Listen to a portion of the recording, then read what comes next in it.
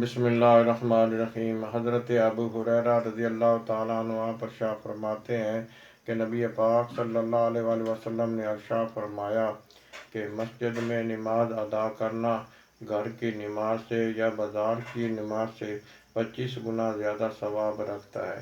لہذا اگر کوئی شخص اچھی طرح وضو کرے اور مسجد کی طرف آئے، اس کے علاوہ کوئی اور غرض نہ ہو، تو اللہ تبارک و تعالیٰ اس کے ہر قدم پہ ایک درجہ اس کا بلند کرتا ہے اور ہر قدم پہ اس کا ایک گناہ جڑتا ہے۔ اور جب وہ مسجد میں آ کر جماعت کے انتظار میں بیٹھا رہتا ہے، برابر نماز میں رہتا ہے، یہاں تک کہ وہ نماز کے بعد باوضو رہے، کسی کو تکلیف نہ دے، تو اللہ تبارک و تعالیٰ کے فرشتے اس کے لیے استغفار کرتے رہتے ہیں اور کہتے ہیں کہ اے اللہ تبارک و تعالیٰ، اس پر رحم فرما، اس پر مہربانی فرما۔